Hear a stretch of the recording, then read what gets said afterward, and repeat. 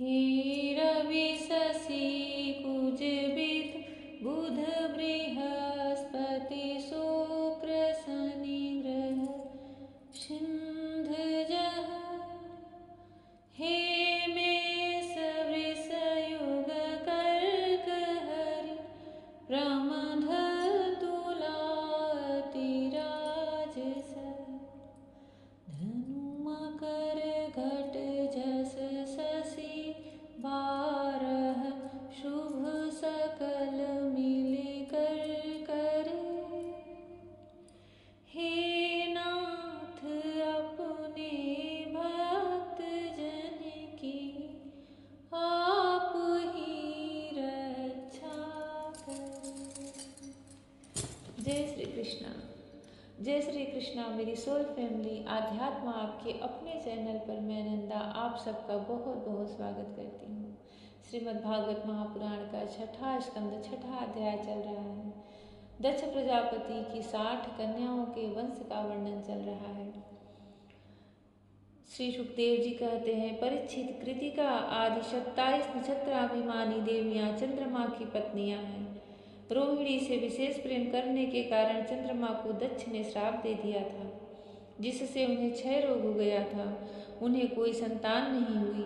उन्होंने दक्ष को फिर से प्रसन्न करके कृष्ण पक्ष की क्षीण कलाओं के शुक्ल पक्ष में पूर्ण होने का वर तो प्राप्त कर लिया, परंतु नक्षत्राभिमानी देवियों से उन्हें कोई संतान न हुई। अब तुम कश्यप पत्नियों के मंगलमय नाम सुनो। वे लोक माताएं हैं, उन्हीं से यह सारी सृष्टि उत्पन्न हुई है।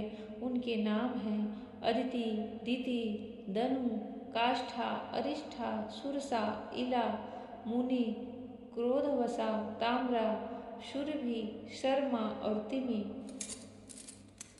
इनमें तिमि के पुत्र हैं जलचर जंतु और शर्मा के बाघ आदि हिंसक जीव।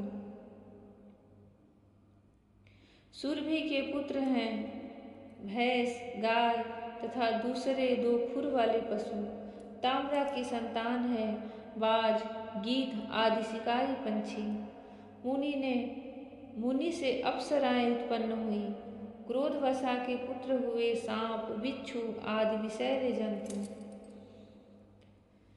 इला से वृक्ष, लता आदि पृथ्वी में उत्पन्न होने वाली वनस्पतियां और सुरसा से यातुधान राक्षस। अरिष्टा से गंधर्व और काष्ठा से घोड़े आदि 1 खुर वाले पशु उत्पन्न हुए। दनु के 61 पुत्र हुए। उनमें प्रधान प्रधान के नाम सुनो।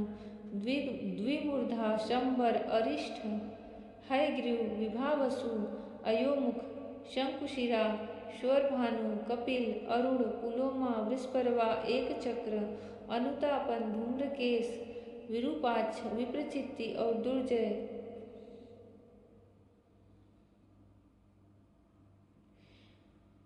स्वरभानु की कन्या सुप्रभा से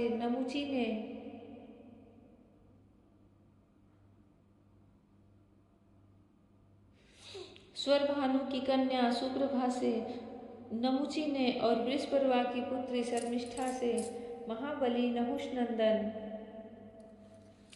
ययाति ने विवाह किया। दनु के पुत्र वैश्वानर की 4 सुंदरी कन्याएं थीं। इनके नाम थे उपादवी, हयशिरा, पुलोमा और कालका। इनमें से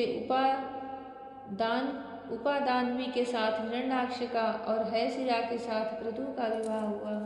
ब्रह्मा जी की आज्ञा से प्रजापति भगवान कश्यप ने ही वैश्वानर की शेष 2 पुत्रियों पुलोमा और कालका के साथ विवाह किया।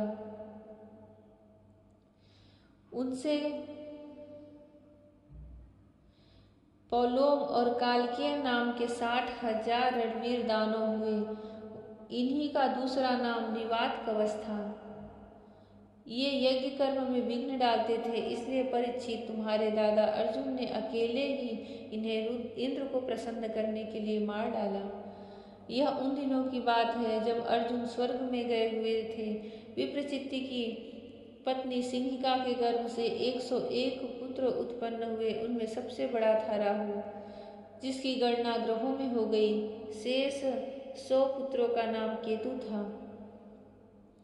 परीक्षित, अब क्रमशः अदिति की वंश परंपरा सुनो। इस वंश में सर्वव्यापक देवाधिदेव नारायण ने अपने अंश से वामन रूप में अवतार लिया था। अदिति के पुत्र थे विवस्वान, अर्यमा, पूषा, त्वष्टा, सविता, भग, धाता, विधाता, वरुण, मित्र, इंद्र और त्रिविक्रम वामन। यही 12 आदित्य कहलाए। विवस्वान की पत्नी महाभागीवती संज्ञा के गर्भ से श्राद्ध देव वैवस्वत मनु एवं यम यमी का जोड़ा उत्पन्न हुआ। संज्ञा ने ही घोड़ी का रूप धारण करके भगवान सूर्य के द्वारा भूलोक में दोनों अश्विनी कुमारों को जन्म दिया। विवस्वान की दूसरी पत्नी थी छाया। उसके शनैश्चर और सावर्णी मनु नाम के 2 पुत्र तथा तप्ती नाम की कन्या उत्पन्न हुई। तप्ती ने संवरण को पति रूप में वरण किया।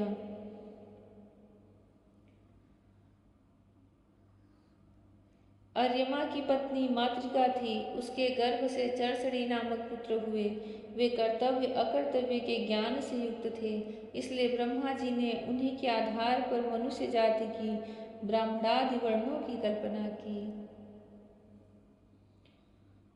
अर्यमा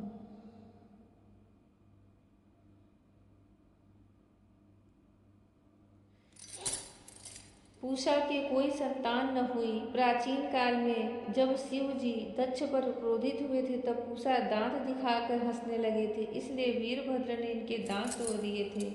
तब से पूषा पिसा हुआ अन्न ही खाते हैं। दैत्यों की छोटी बहन कुमारी रचना त्वष्टा की पत्नी थी। रचना के गर्भ से 2 पुत्र हुए, संनिवेश और पराक्रमी विश्वरूप। इस प्रकार विश्वरूप यद्यपि शत्रुओं के भांजे थे, फिर भी जब देवगुरु बृहस्पति जी ने इंद्र से अपमानित होकर देवताओं का परित्याग कर दिया, तब देवताओं ने विश्वरूप को ही अपना पुरोहित बनाया था। जय श्री कृष्ण। श्रीमद्भागवत के इस अध्याय में धरती से लेकर के 7 लोकों तक, जो 14 पाताल के लोक हैं और 14 स्वर्ग के लोक हैं, 7 पाताल के लोक हैं और 7 स्वर्ग के लोक हैं, ये जिन देवताओं और दैत्यों से भरे हुए हैं, और यह धरती जिसकी रचना इतनी सुंदर है, वृक्ष, जीव जंतु, मनुष्य, सूर्य, चंद्रमा, ग्रह, नक्षत्र, जो कुछ भी हमें दिखाई देते हैं, सुनाई देते हैं, उन सब की यह दिव्य और भव्य सृष्टि का वर्णन चल रहा है। भगवान के इस विश्वरूप विश्वदेव के स्वरूप की वंदना करती हूँ। जय श्री कृष्ण। भगवान हमें वह सद्बुद्धि प्रदान करे जिससे हम उनके इस रचना को अपने अंतर्मन में समझ सकें और समझा सकें। राधे राधे। जय श्री कृष्ण। हरि ओम।